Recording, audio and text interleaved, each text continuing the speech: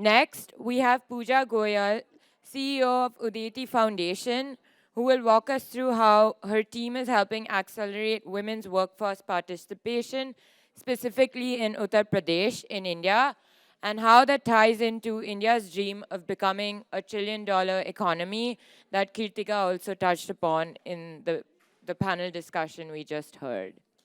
So welcome, Pooja. What an incredible morning and an incredible discussion on AI. I wanted to add just to that, there's so many things I wanted, going through my head. But one of the challenges is that women are not using AI as much. To your point, Kirtika, and because people who use AI better are the ones who are going to go up the value chain, and women are not, and we need to do more work around it. But thank you, Suhani, Hoover Institution, Myna, Mahila, for really bringing us all together. It's just been incredible. It seems like our tribe kind of just making it happen. My name is Pooja Goyal. I'm the CEO of the Udeti Foundation. We are driving a lot of systems change work in India, working with governments and with private sector to really increase India's female labor force participation rate. I have been in the private sector for almost 28 years. I had been in the private sector either as a startup founder or with large corporates. In fact, I used to work in the Bay Area with Adobe for many years before moving back to India. So it's absolutely amazing to be here and talk a little bit about our work at Udeti. And if any of this resonates, I would love to, or triggers any questions, thoughts, would love to catch up. I'm going to speak about this female labor force participation rate as an economic imperative for India. There is just India is in a very uniquely positive position. As India talks about creating new jobs, getting to this $30 trillion economy, one big advantage we have is the demographic dividend, the large demographic dividend that we have. And if you just peel the onion, what you realize is that a large part of that demographic dividend that we talk about is actually gender dividend. It is, it's the 196 million employable women that are currently out of the workforce in India. And, so the good news has been that the female labor force participation rate in India has been going up. From 27%, it was almost at 25, 27% for many years, and then in 2023, it went up to 37%, and then last year to 41.3%. But if you peel the onion a little bit, what you realize is that all of that increase has been, the right side graph, all of that increase has been in rural and self-employment. If you look at women in the formal workforce, that number has pretty much stayed stagnant, and it's come down. So when you're talking about new jobs, good jobs, AI jobs, urban areas are going to be our engines of growth, and women are not participating there, and the numbers are going down. So that's a really big problem. And when you compare India to other countries, what you see is, again, the percentage of women in the workforce is still extremely low, and we need to go a long way. The clock is ticking. There are two big opportunities that we need to work on. As I said, the gender dividend, it's a shrinking window. So this dividend is not going to last forever. We have 2 decades to make it work. In many states in India already, the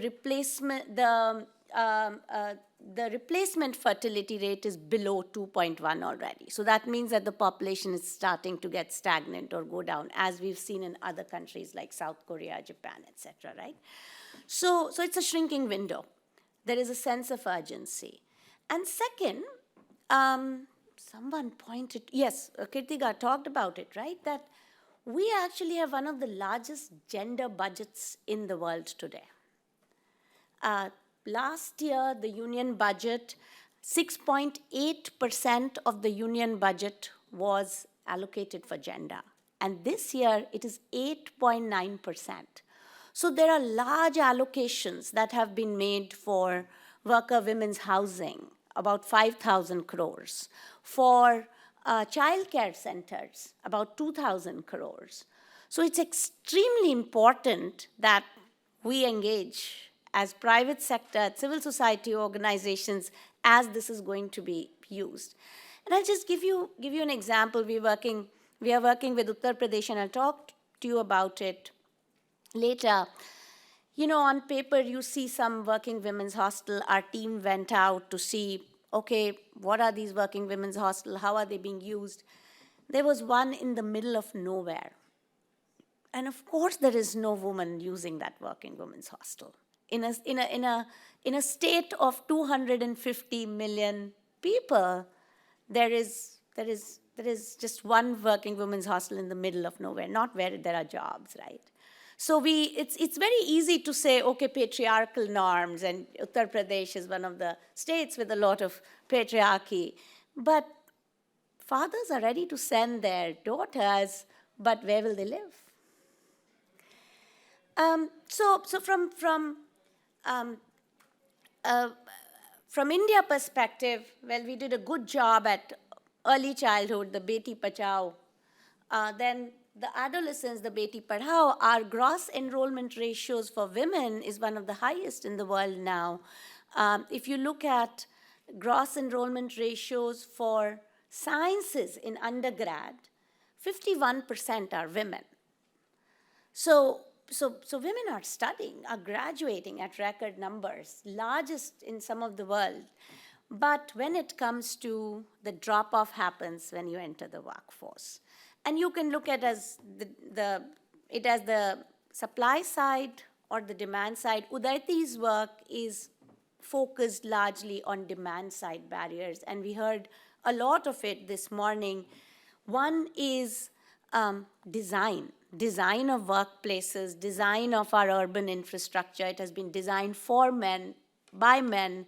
It's not as if somebody is sitting there discriminating, but it has to be designed right. Infrastructure. We just do not have safe accommodation for women, safe mobility, childcare centers, overall security. And policy. Today, if you want to hire women at whatever levels, it is harder to hire women.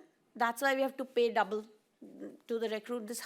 At whatever level, if you want to hire a woman on the shop floor in a flexi staffing job at 15,000 rupees per month, or an investment associate in a venture capital firm, it's just harder to hire women.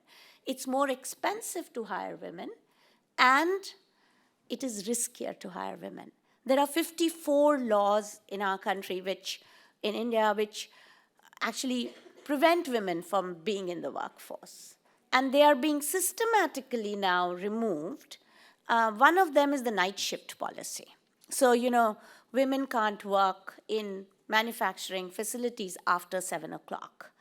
And now, state by state, this policy is being dismantled.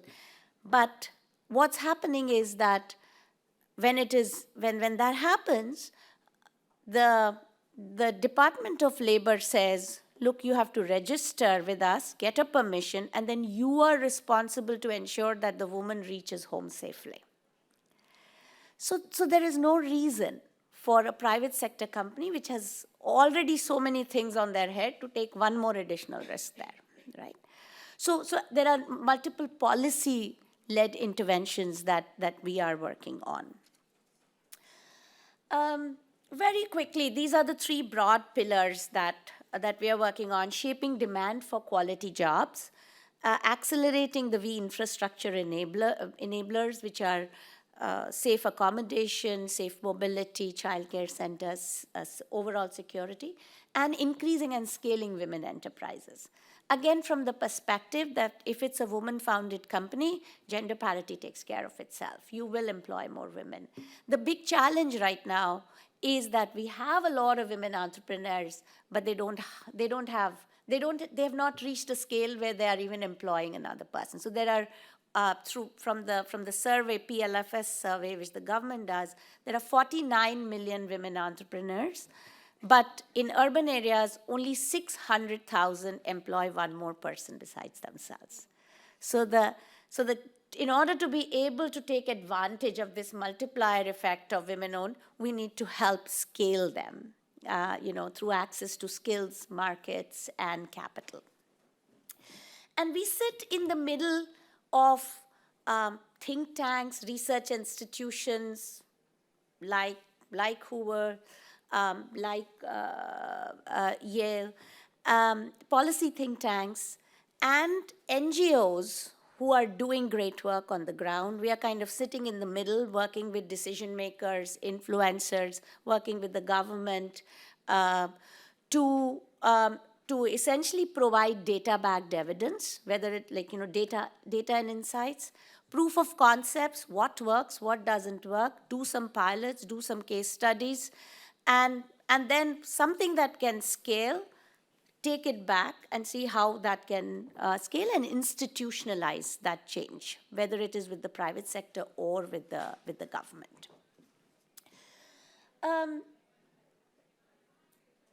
So one of the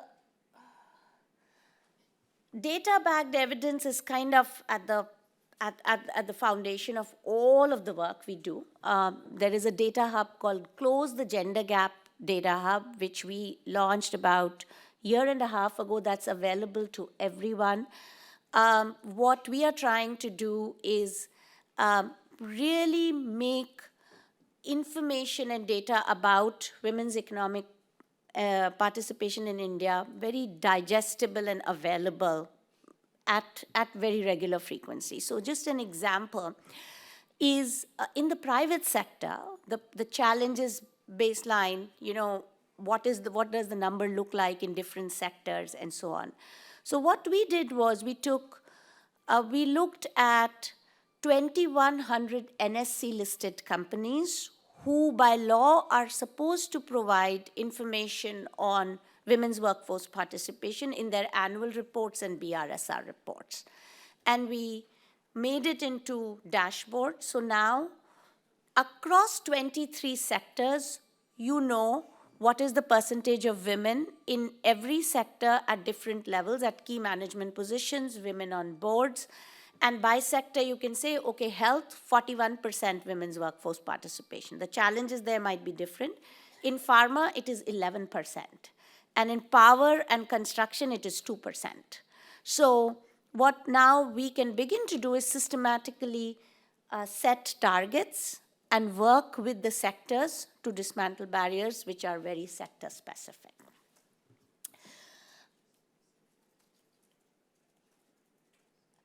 So we are working, so Mahindra and Mahindra, we've actually worked in Mohali in one of the Swaraj engine factories where they were actually trying to get to over 50% women on the shop floor. That's proved hard over the last year and a half, but they've been able to increase the numbers significantly of women on the shop floor, and we've captured that as a case study.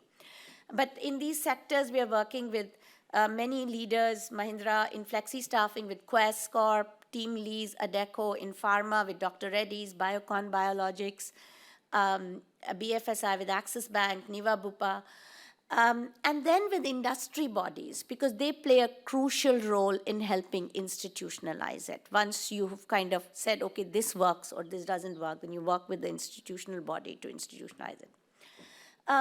We're working with 3 state governments, Uttar Pradesh, Odisha, and we'll start work with Maharashtra now. And then with some of the media and coalition partners like CNBC, CII, LinkedIn, Good Business Lab, Ladies Who Lead, to ensure that all of this evidence that we are producing we are actually able to get it in the hands of the decision makers who can really move the needle on the ground. I don't know how much time do I have. So this is private sector. This is, I'm happy to talk about it, but essentially sector by sector, what we've done is set some targets to say, can we actually increase pharma from 11% to 25% by 2030, and are working with the sector. Yeah. In government, in UP, okay, give me 2 minutes. I'll just share the Women's Economic Empowerment Index. So what we were able to do there is collect all the data district by district, got 54 indicators, and across 75 districts now, you can really track which district is doing well on the V front. And then have different kinds of interventions for different zones of districts. And this is available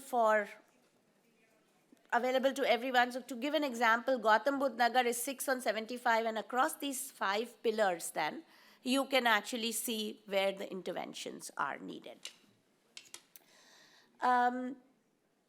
Yeah, so I think I've run out of time, but it's very exciting time in India. It was great to see so much good work happening, and I'm taking back a lot of evidence with me to essentially make the case for some of these changes on the ground.